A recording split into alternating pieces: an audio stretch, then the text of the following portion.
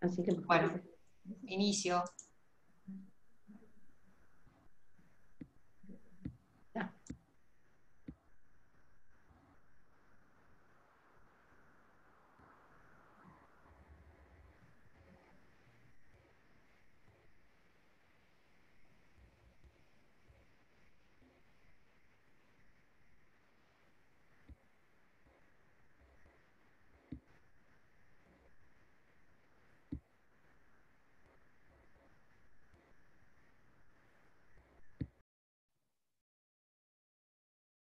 A mí me gusta tampoco.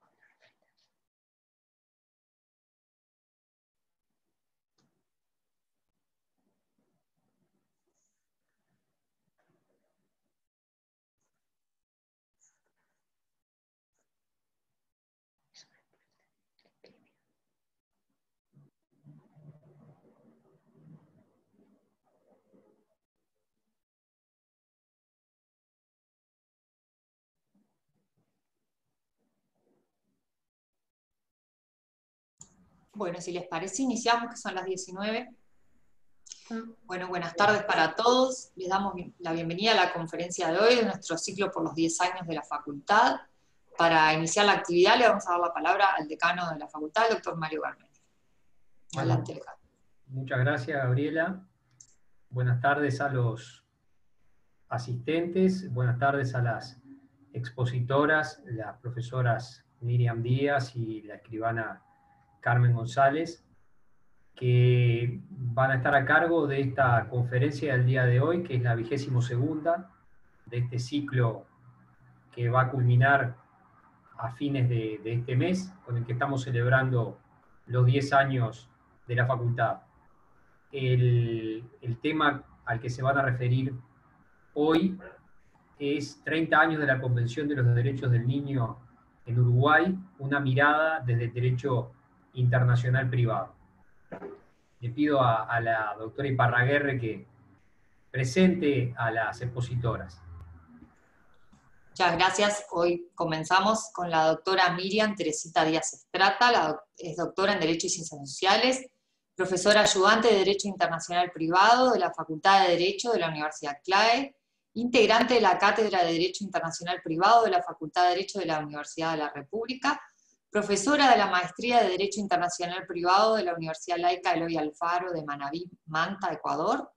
También ejerce independientemente la profesión como abogada y consultora de Derecho Internacional Privado en el ámbito nacional e internacional. Doctora Díaz, la palabra es suya. Muchas gracias. Bueno, buenas tardes para todos. Espero que les guste esta charla que vamos a tener hoy, y más allá que les guste, que también les pueda resultar útil. Es un placer tenerlos realmente, y que estén allá del otro lado escuchándonos, realmente nos complace muchísimo. Antes que nada, le agradecemos a la Facultad CLAE el habernos invitado a este lindo homenaje que se le hace en el cumpleaños número 10. Nosotros les hicimos una pequeña dedicatoria para esa facultad que queremos tanto. Nosotros les decimos que vaya nuestro homenaje a la Facultad de Derecho de la Universidad CLAE, a sus 10 años de trayectoria, formando profesionales con una concepción humanista de derecho, con los principios que ostenta e inculca a sus educandos, los cuales inician su etapa terciaria muy jóvenes y la culminan convertidos en adultos competentes, eficientes para desarrollar su vida profesional en la sociedad, con una visión humana, ética y responsable, de acuerdo a los preceptos que les han sabido inspirar en sus aulas, donde les brindan conocimiento, sensatez y templanza. Es por eso que a estas expositoras nos pareció en esta fecha tan significativa de la Facultad de Derecho CLAE hablar de una convención que, haciendo una semblanza laxa, también busca lograr que niños y adolescentes se conviertan en adultos conscientes, íntegros, que puedan enfrentar el futuro con capacidad y fortaleza. A nuestra facultad le deseamos adelante y muchos éxitos en el futuro. Muchas gracias, Miriam. Miriam y Carmen, lo hicimos entre los dos. Muchas gracias a ambas. Bueno, no, Muchas por gracias, favor. queridas profesoras. Muchas gracias. Por favor, se lo merecen realmente. Bueno, ahora la primera parte la voy a tener yo, en el cual voy a hacer una introducción, digamos, voy a hablar un poco de cómo manejó el tema de los derechos del niño la República Oriental del Uruguay, su tradición, su semblanza, y también cómo se manejaron para la Convención de los Derechos del Niño, sus antecedentes, un análisis genérico de lo que esta convención protege, y posteriormente va a seguir la escribana con la parte que le corresponde a ella, que después ella la dirá.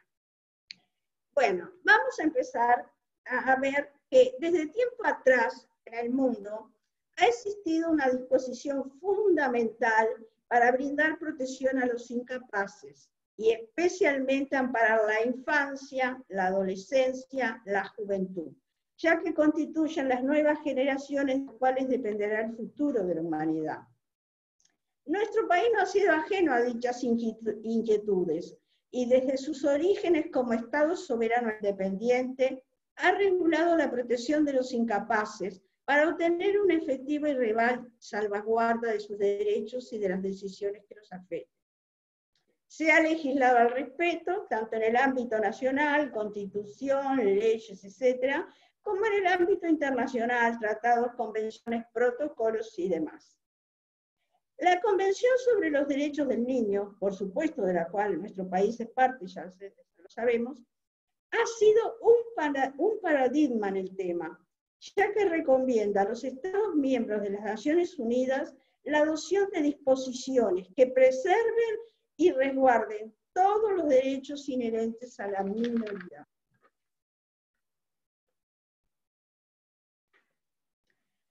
República Oriental del Uruguay en adelante, Uruguay es conteste en resguardar todos los derechos fundamentales de sus ciudadanos, aplicando máxima firmeza en la guarda y atención de los derechos de niños y jóvenes.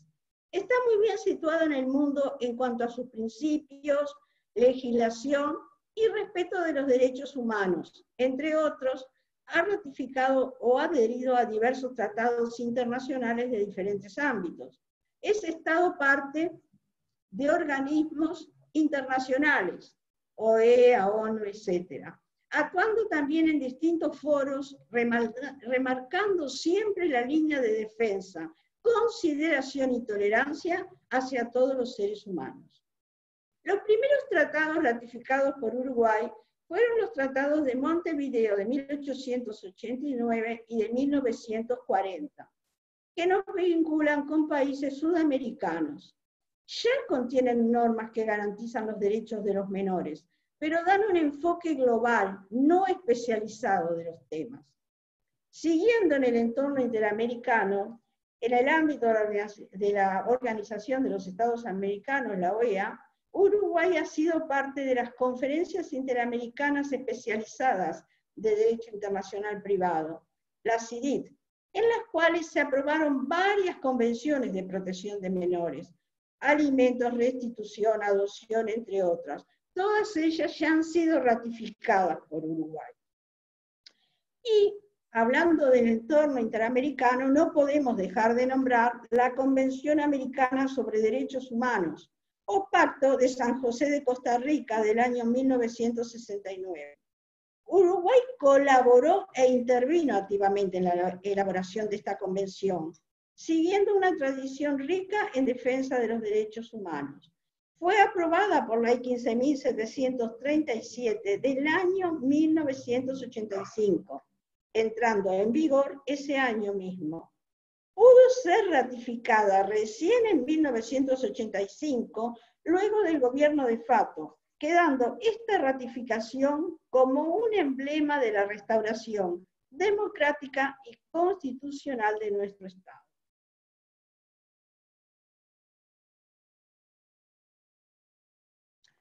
Otro foro de singular importancia, del cual Uruguay es parte dentro del ámbito europeo, son las conferencias de La Haya, en el que se han aprobado convenciones que amparan a la familia y a los menores, varias ya ratificadas por nuestro país.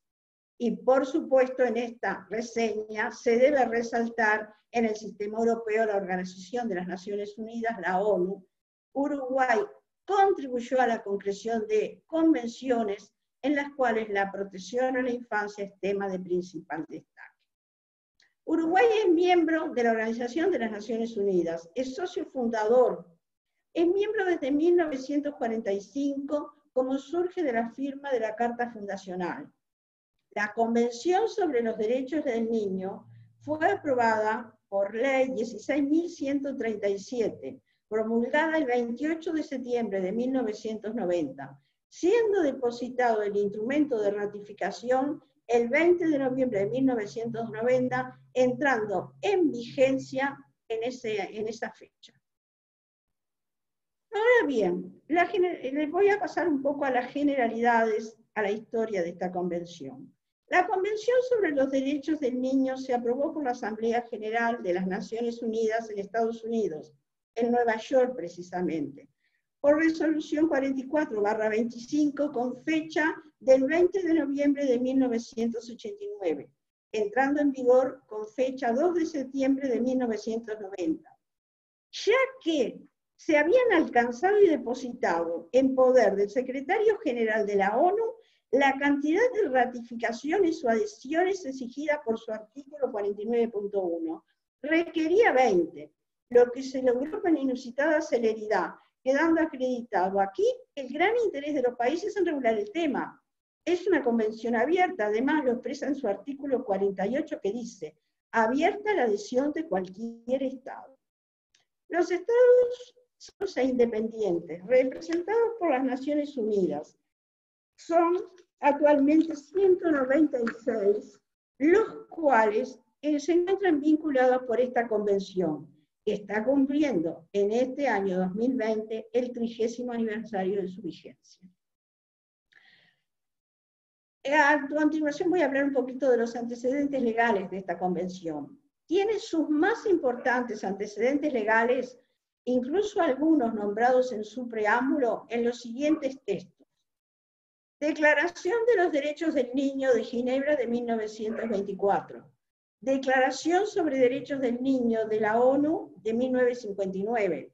Declaración Universal de Derechos Humanos de Francia, en París se hizo en 1948. El Pacto Internacional sobre Derechos Económicos, Sociales y Culturales, y también el Pacto Internacional sobre Derechos Civiles y Políticos de la ONU, ambos de 1966. La Declaración Americana sobre Derechos y Deberes del Hombre, de Bogotá, de 1948. Bueno, la Convención Americana sobre Derechos Humanos, de la cual ya hablé, que se efectúa en San José de Costa Rica, como dije, de 1969. Las reglas de Beijing, que son reglas mínimas de Naciones Unidas para la administración de la justicia de menores, adoptadas por resolución 40/33 de la Asamblea General con fecha 28 de noviembre de 1985. Debe tenerse presente que los textos legales señalados amparan en forma amplia y general los derechos humanos, protegiendo también en forma genérica los derechos humanos de la minoría, constituyendo los precedentes de la Convención sobre Derechos del Niño, en la cual sí hay una adecuación especial y concreta orientada hacia la defensa de los derechos humanos de los menores, salvaguardando sus intereses y necesidades.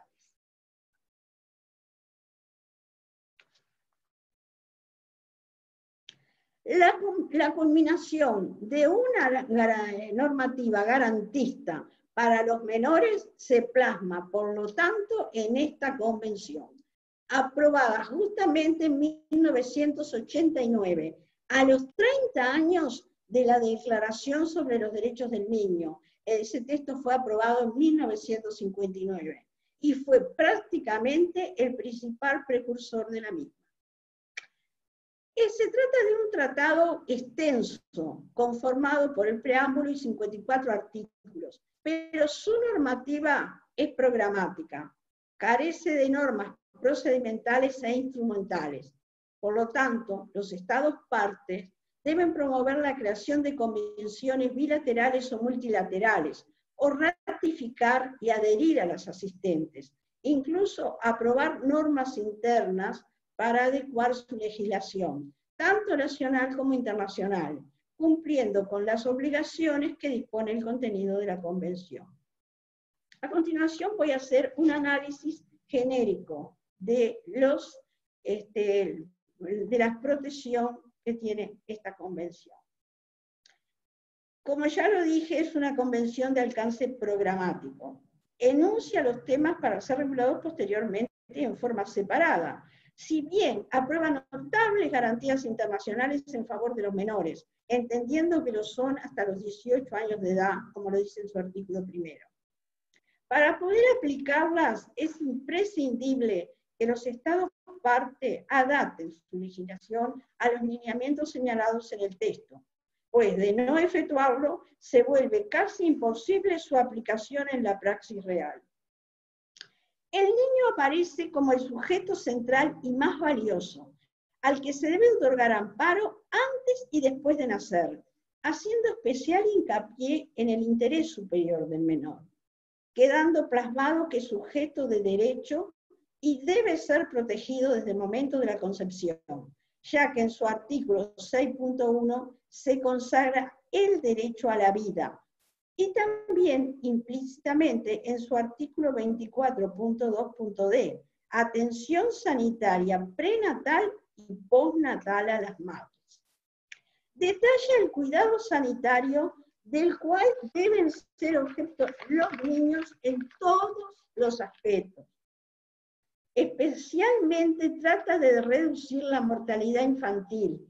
Esto lo vemos en su artículo 24.2 A, B y C. Sobre estos temas se siguieron las tendencias de sus precedentes, sobre todo de la Convención Americana sobre Derechos Humanos de 1969, ya nombrada, que acepta que el infante debe ser resguardado desde el momento de la concepción, artículo 4.1 que habla del derecho a la vida.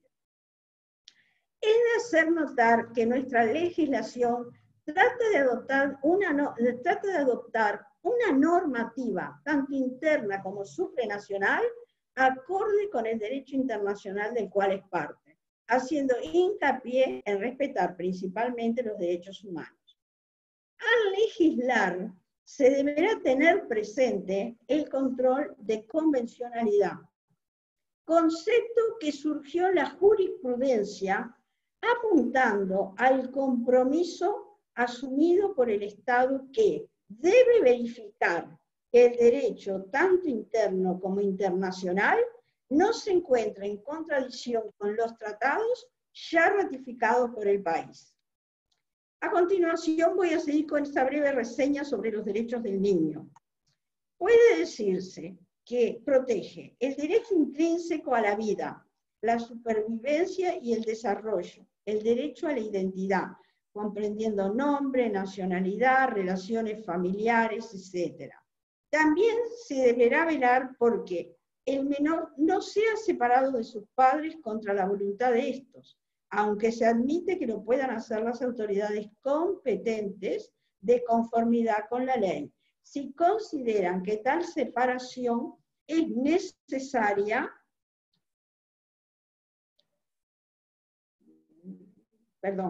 si consideran que tal separación es necesaria por el interés superior del menor. Por ejemplo, casos de descuido o maltrato por parte de los padres, o en caso de separación de los padres, cuando la autoridad competente deba decidir la residencia habitual del menor.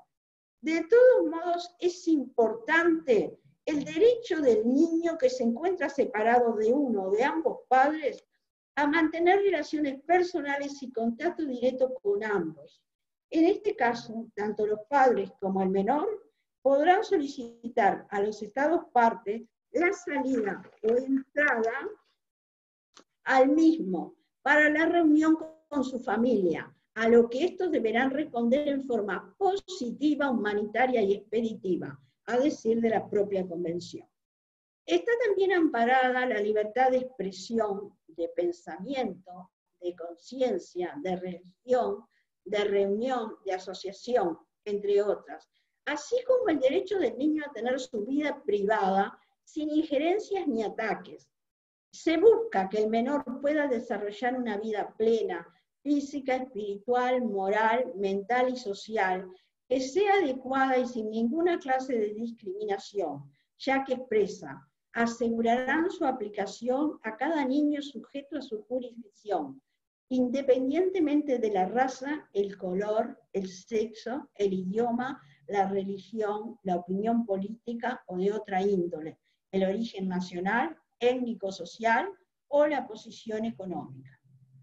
A su vez, esta convención impone obligaciones a padres, tutores y quienes sean responsables de menores, pues deben proporcionar las condiciones de vida adecuadas y guiarlo conforme a la evolución de sus facultades.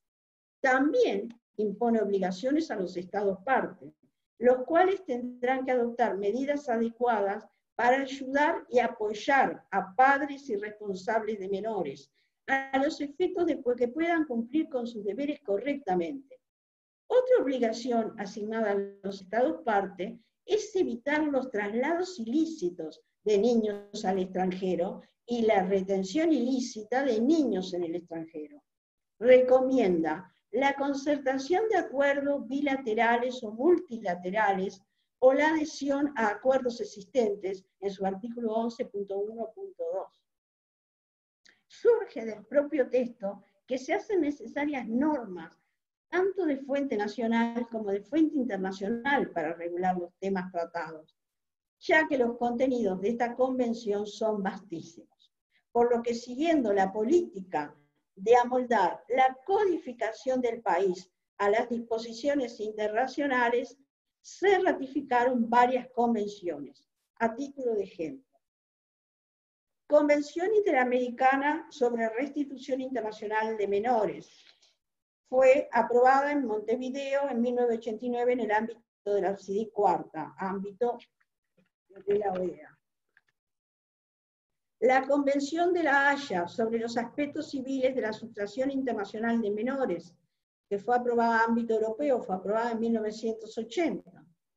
La Convención Interamericana sobre Tráfico Internacional de Menores, la CIDI quinta, en México, en 1994.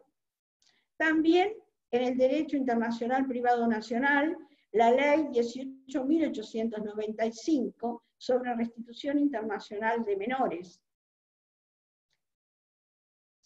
Siguiendo con el derecho internacional privado de fuente convencional, también en el tema alimentos, adopciones, encontramos convenciones aprobadas, siempre siguiendo las orientaciones, por supuesto, de la Convención sobre los Derechos del Niño.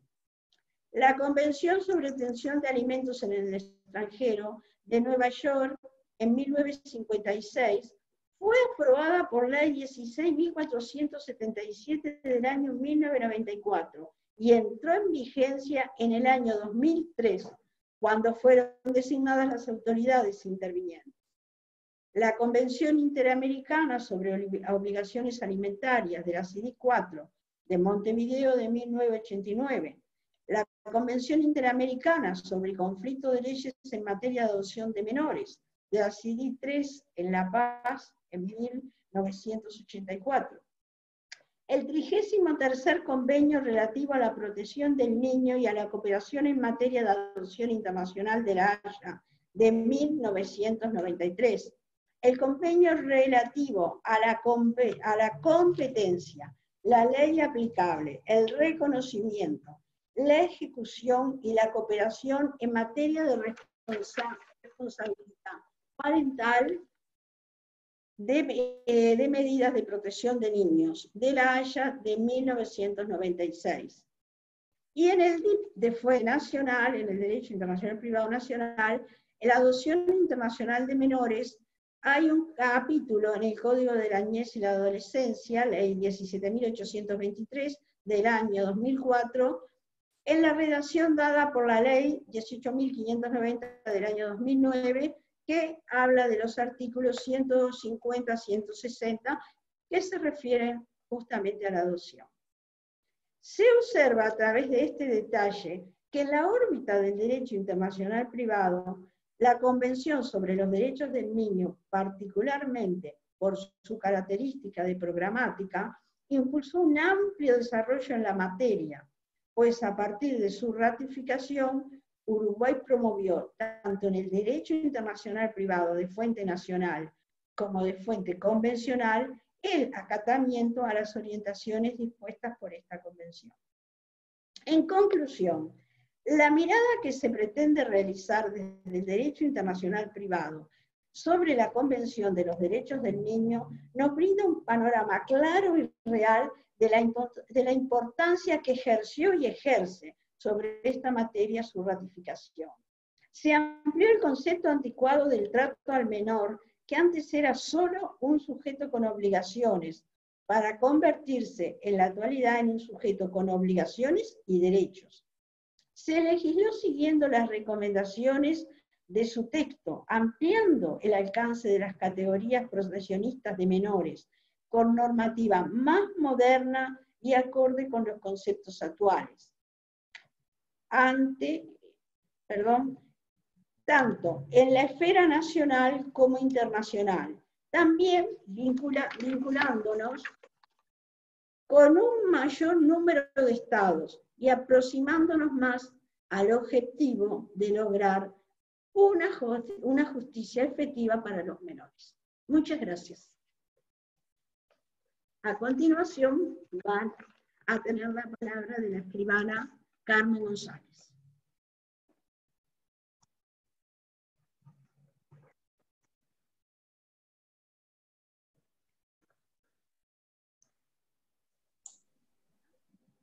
¿Probamos el audio, Carmen? Sí, acá estoy. Perfecto. Bueno, muy bien. Escribana Carmen González Pedroso, es escribana pública, profesora titular de Derecho Internacional Privado en la Facultad de Derecho del CLAE, profesora agregada, grado 4 de Derecho Internacional Privado en la Facultad de Derecho de la Universidad de la República en las carreras de abogacía y notariado. Es escribana del Ministerio de Relaciones Exteriores, donde se ha desempeñado, entre otros, como subdirectora de Asuntos de Derecho Internacional, directora adjunta de Derechos Humanos y Derecho Humanitario, directora de Tratados y directora de la Escuela Diplomática. Es autora de artículos y obras en colaboración en temas de su especialidad. Ha realizado estudios de posgrado, entre otros, en la Academia de Derecho Internacional de La Haya, Universidad Complutense de Madrid y en la Academia de Derecho Económico Internacional y Solución de Controversias de la Universidad de Ginebra. Obtuvo la especialización y actualmente es maestranda en Didáctica de la Educación Superior en el CLAE. Carmen, la palabra es tuya. Muchísimas gracias, Gabriela. Muy buenas tardes, muchas buenas noches, decano. La verdad que es un gusto participar de este evento de conmemoración de los 10 años de la Facultad de Derecho de la Universidad del CLAE. Es un honor también formar parte del equipo de esta facultad, y agradecemos profundamente esta invitación a participar de esta conmemoración. Así que bueno, lo que me va a tocar a mí en este encuentro es un poco hacer un balance de lo que ha sido en estos 30 años desde la entrada en vigor de la Convención de los Derechos del Niño, hacer un balance de qué se ha hecho en el derecho internacional privado para tratar de hacer efectivos todos esos derechos que se han consagrado en esta convención. ¿Qué se ha hecho y qué queda por hacer? ¿No? O sea, cuáles son las luces y las sombras en el derecho internacional privado en relación con los derechos del niño. Yo creo que entre las principales luces o aspectos positivos, me parece que habría que empezar por la regulación del problema de la restitución internacional de menores. Yo creo que si hay un tema exitoso en cuanto a la regulación en materia de minoridad y de dar cumplimiento a las disposiciones de la Convención de los Derechos del Niño en cuanto a su estabilidad, a poder vivir en un ambiente familiar, es toda la regulación que se ha realizado desde hace ya muchos años hasta ahora en materia de restitución internacional de menores. Si bien la Convención de La Haya de 1980 es, como se puede ver por la fecha, anterior a la Convención de los Derechos del Niño, es verdad también que Uruguay la ratificó muy posteriormente. Uruguay la ratificó casi simultáneamente con la ratificación de la Convención de los Derechos del Niño en el año 99, y entró en vigor para nosotros en el año 2000. A partir de allí, Uruguay quedó vinculado con una cantidad importante de países que hoy suman 89. Hay 89 países del mundo con los que Uruguay está vinculado por el Convenio de La Haya en materia de restitución de menores. Luego también Uruguay ratificó la Convención Interamericana sobre Restitución Internacional de Menores. Y el último hito para nosotros en esta materia lo marca la aprobación de la Ley Nacional de Restitución Internacional de Menores, la Ley 18.895. Esto, ¿por qué es tan importante? Bueno, porque con el Convenio de La Haya, con la Convención Interamericana aprobada, con la Ley Nacional de Restitución Internacional de Menores, el Uruguay está vinculado o tiene una normativa aplicable con todos los países del mundo en materia de restitución internacional de menores. Lejos de lo que pasaba antes de haber aprobado la ley nacional, la 1895, que si no teníamos un tratado y teníamos un niño que se encontraba aquí, que había sido trasladado ilícitamente por algún familiar o retenido ilícitamente por algún familiar en el Uruguay, teníamos algunos problemas para encontrar la respuesta de derecho positivo, porque no lo teníamos que integrar, y bueno, eso complicaba bastante las cosas. Hoy tenemos una ley que además contiene un procedimiento de restitución internacional de menores, que hasta esta ley no lo teníamos.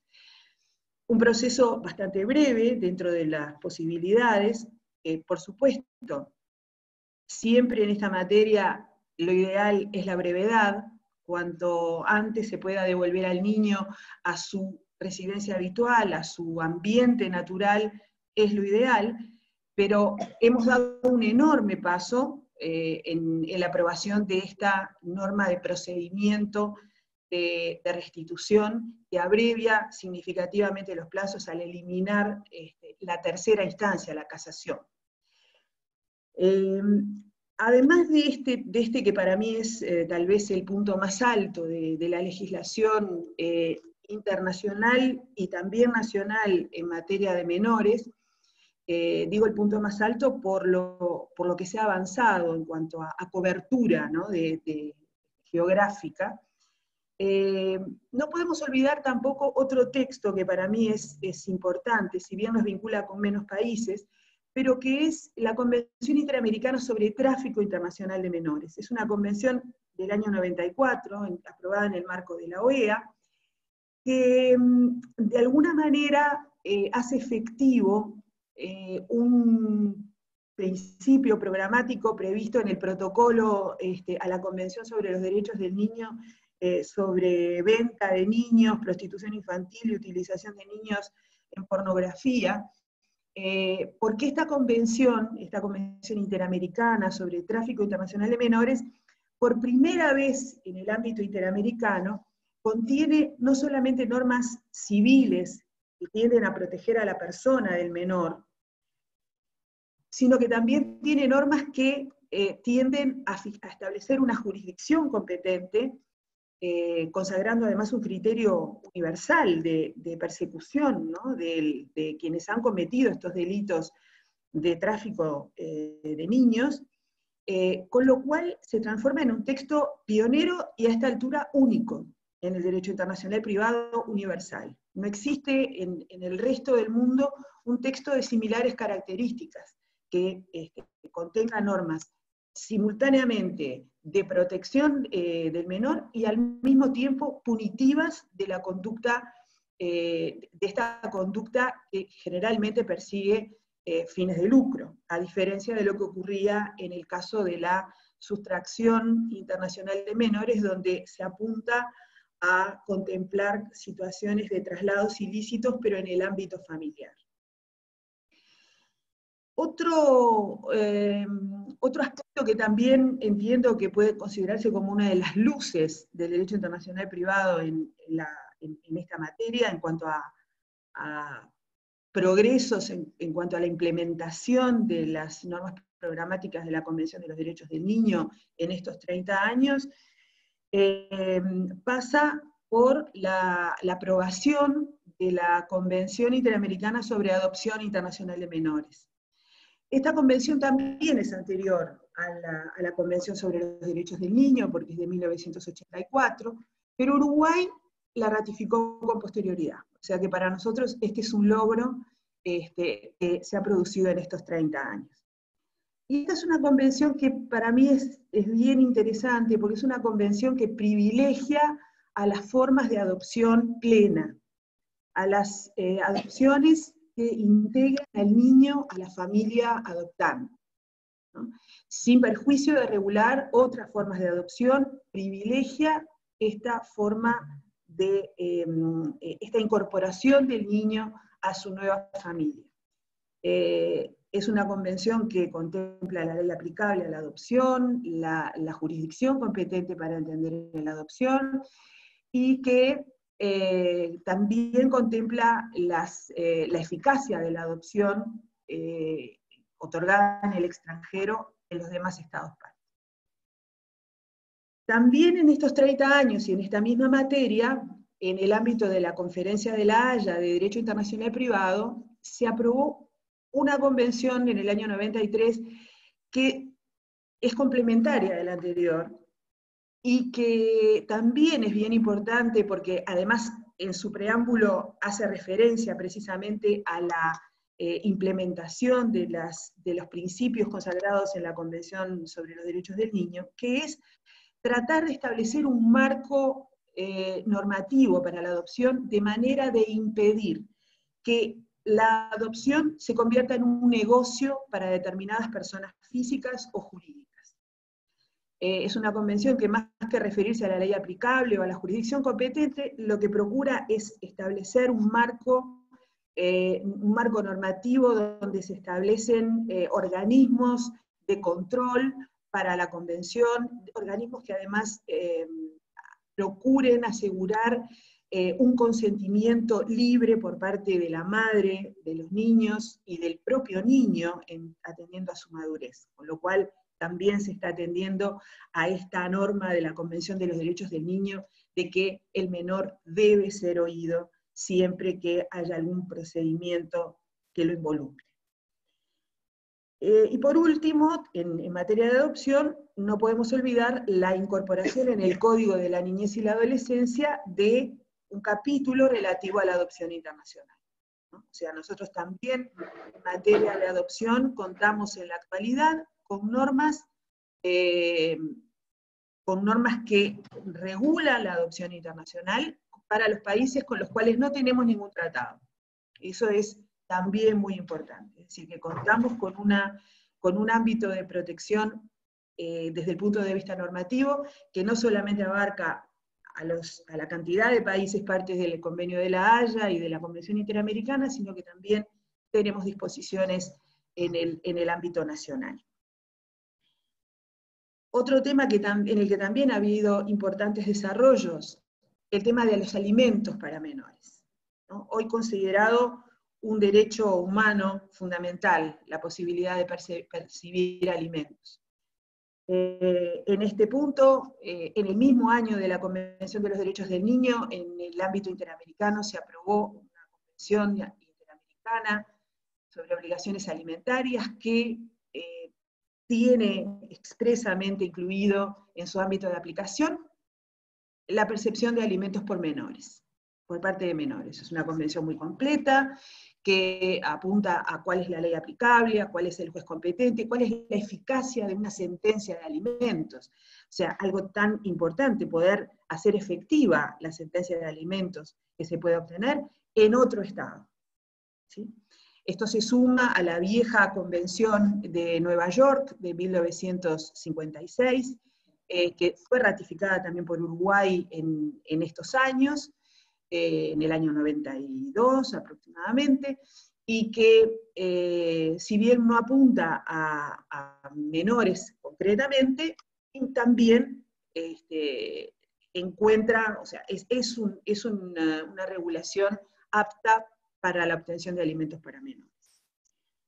Y por último, aunque Uruguay todavía no la ha ratificado, pero sí lo mencionamos como un esfuerzo del derecho internacional privado más moderno, en el año 2007, en el ámbito de la Conferencia de La Haya, se aprobaron una convención sobre cobro sobre alimentos para menores y un protocolo sobre ley aplicable, también ambos aprobados en el año 2007. Uruguay todavía no los ha ratificado, pero estamos en proceso de que esto se haga efectivo.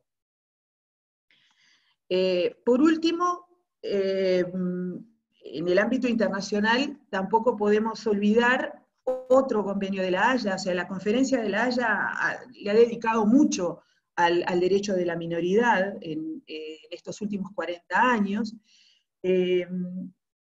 El último texto que forma parte de una trilogía, ¿no? Restitución, adopción y responsabilidad parental, un convenio del año 96 sobre responsabilidad parental, que moderniza las soluciones de los tratados de Montevideo, de los viejos tratados de Montevideo, en tanto adopta un criterio en materia de ley aplicable que deja de lado el concepto del domicilio, un concepto que complica bastante las cosas cuando el niño, cuando los padres del menor no viven en el mismo estado, el niño, o cuando incluso ambos padres viven en estados diferentes. El concepto de domicilio complica mucho la regulación y puede incluso llegar a ser aplicable a cuestiones vinculadas con los menores, a leyes que no tienen nada que ver con ese menor. Decíamos entonces que el Convenio de La Haya del 96 introduce una novedad que mejora muchísimo la regulación de todo lo que tenga que ver con la protección del menor, tanto de la tutela como de la patria potestad, en tanto consagra como ley aplicable la ley de la residencia habitual, o sea, una ley que responde a un criterio real, al estado en donde el menor efectivamente vive, o como se lo ha definido a este criterio, el estado donde el menor tiene su centro de vida.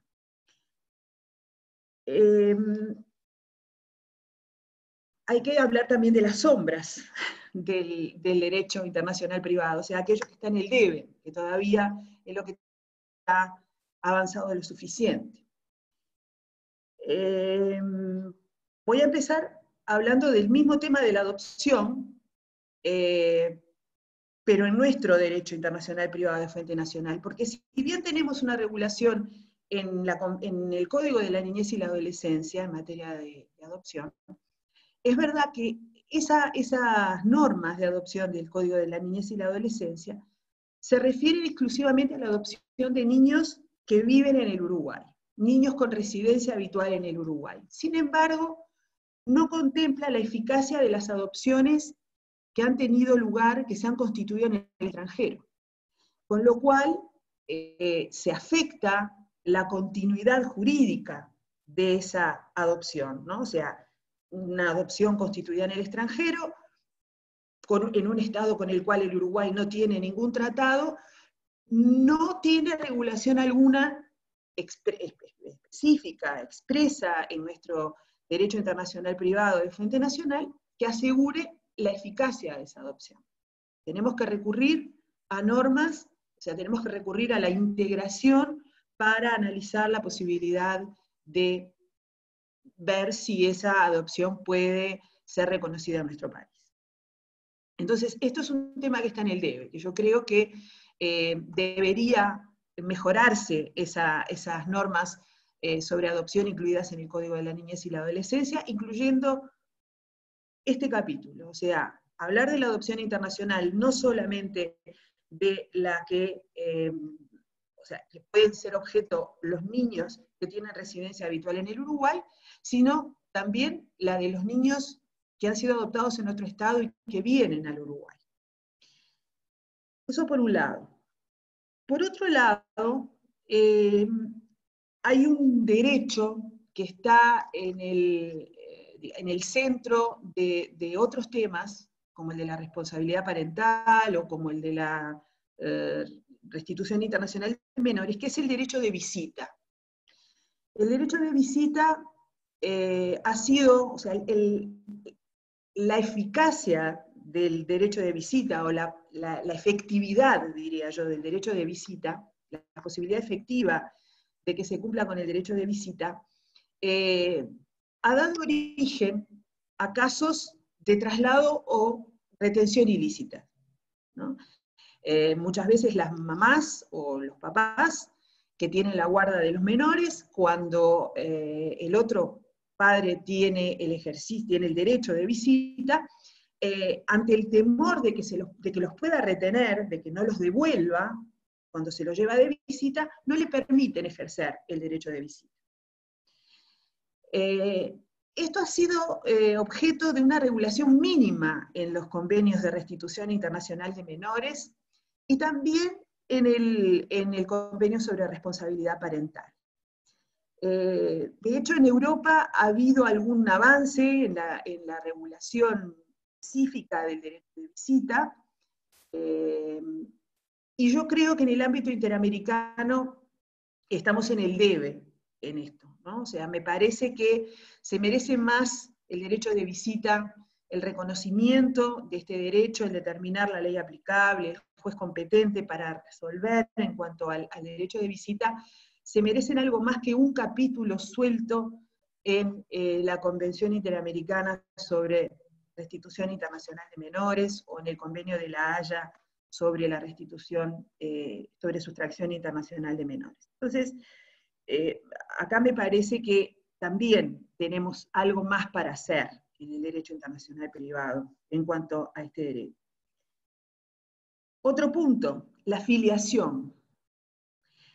En el Uruguay, me refiero al Uruguay, pero puedo referirme al continente, a la región, porque los tratados de Montevideo involucran a varios países de nuestra región, de Sudamérica, contienen normas de filiación, regula la filiación legítima o legitimación por subsiguiente matrimonio y la filiación natural. Y lo hacen de una manera discriminatoria. Es decir, hoy en día violentando una norma imperativa del derecho internacional, que es la no discriminación por razón de origen, de nacimiento. ¿Por qué digo esto? Porque en los tratados de Montevideo, tanto en el de 1889 y en el de 1940, por supuesto anteriores a todas las normas de materia de derechos humanos, estábamos en épocas en que la filiación natural no era bien mirada, y por lo tanto tuvo un tratamiento más, o sea, menos contemplativo que con respecto a la filiación legítima. Mientras a la filiación legítima, en tanto cumpla con los requisitos de la ley del lugar de celebración del matrimonio y del domicilio conyugal al tiempo de nacimiento del hijo, se le reconocen efectos en todos los estados parte, o sea, efectos extraterritoriales, en el caso de la filiación natural, lo que proponen los tratados de Montevideo es que en cada estado en donde la persona quiera hacer valer su calidad de hijo natural, tendrá que solicitar esa declaración o ese reconocimiento de hijo natural. Es decir, un alcance estrictamente territorial. Como puede verse, la regulación es discriminatoria. Hay un tratamiento diferente de la filiación legítima de la filiación natural. Esto al punto de que en la actualidad la mayor parte de la doctrina de derecho internacional privado nacional sostenga que estas normas en materia de filiación legítima han caído en virtud de lo que establece la Convención de Viena sobre Derecho de los Tratados, en cuanto están afectadas por una norma de jus cogens superviniente, que es esta de la no discriminación por razón de nacimiento, y no serían aplicables las normas en materia de filiación natural. Por lo tanto, sería importante también desarrollar este concepto, la normativa en materia de filiación, sin discriminación de clase alguna. El reconocimiento extraterritorial de todas las formas de filiación en el ámbito internacional, o sea, a nivel de tratados, ¿no? A nivel de acuerdo entre estados. Que nosotros, felizmente, en el derecho internacional privado nacional, todavía no es derecho positivo, pero sí tiene media sanción en el Parlamento. El proyecto de Ley General de Derecho Internacional Privado sí incluye una norma en materia de filiación donde efectivamente se eliminan todas estas distinciones y se regulan en igualdad de condiciones, con igual eficacia, la filiación natural y la filiación legítima. Por último, y prometo que con esto termino, hay un tema que es de gran actualidad, que es el de la maternidad subrogada, o el de la gestación por subrogación, según las distintas denominaciones. Este es un tema en el cual se encuentra en el debe toda la comunidad internacional en materia de derecho internacional privado. Si bien se están haciendo trabajos a nivel de la Conferencia de La Haya, existe un grupo de expertos que se viene reuniendo desde el año 2016, y justamente en estos días, empezó en el día 12 y hasta el 16, se están reuniendo vía Zoom, precisamente ese grupo de expertos para marcar nuevos avances en cuanto a la elaboración de un proyecto de convención sobre ley aplicable a la maternidad subrogada, y de un protocolo también en materia de ley aplicable. Este es un tema que realmente está presentando muchas dificultades, ¿no? Muchas dificultades desde el punto de vista mismo de su calificación, ¿no? O sea, ¿qué es la maternidad subrogada? ¿Cómo resolvemos el problema de la maternidad subrogada? ¿Es una cuestión de filiación? ¿Es un contrato? Es las dos cosas, o sea, tiene una etapa contractual y tiene otra etapa que debemos analizar desde el punto de vista de la filiación, o sea, desde el punto de vista del niño. Bueno, lo cierto es que mientras se está discutiendo todo esto, la verdad es que están ocurriendo en el mundo muchos casos en los que hay varios países que han denegado la inscripción en los registros públicos, en sus registros públicos, como el caso de Francia o el caso de Italia, están negando la inscripción en registros públicos de niños nacidos en otro estado bajo esta técnica de reproducción asistida. Y se están basando en su orden público internacional. Están impidiendo las inscripciones de estos niños, con lo cual se está violentando dos artículos de la Convención sobre los Derechos del Niño, por lo menos dos, como son el artículo 7, que se refiere al derecho del niño a ser inscripto y a gozar de una identidad, y el derecho a una nacionalidad, ¿no?, de esos niños. Entonces, en este tema es mucho todavía lo que queda por hacer a nivel internacional, o sea, a nivel de los estados reunidos en un ámbito, en un foro de elaboración de normas convencionales, y también a nivel nacional, porque no podemos olvidar que nuestra ley de maternidad subrogada no contiene ninguna norma que contemple las situaciones constituidas en otro estado. Casos de maternidad subrogada, o sea, de niños nacidos mediante este procedimiento, que hayan nacido en otro estado y que pretendan ser reconocidos en nuestro país.